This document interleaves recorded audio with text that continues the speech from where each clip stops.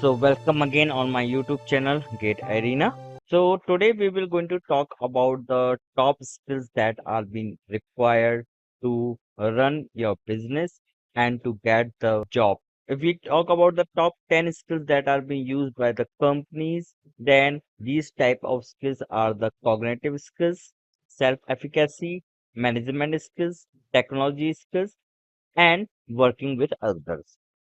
So if you see that analytical thinking and creative thinking, so these hold the top two positions of the skills that are being required by the companies.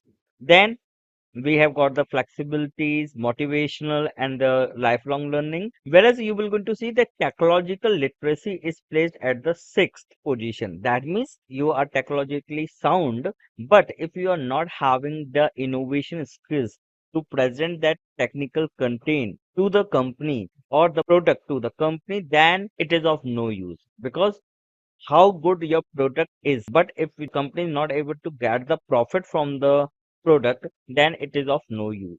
That means when we are talking about the profit, we are again talking with respect to the user. So we have to go with the analytical thinking and the creative thinking skills. So whenever we are talking about the design thinking, we always say that design thinking skills matters. The main value of design thinking is that it offered a defined process for the innovation.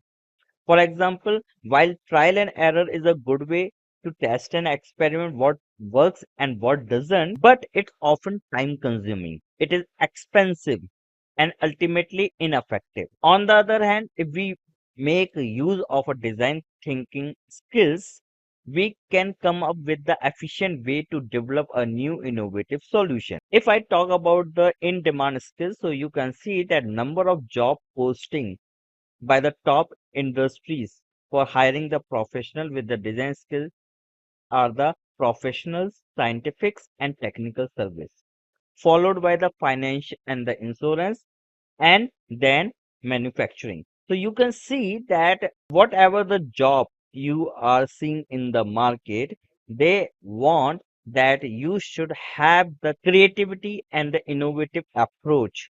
So in the next lecture, we will going to see that where we have to apply the design thinking.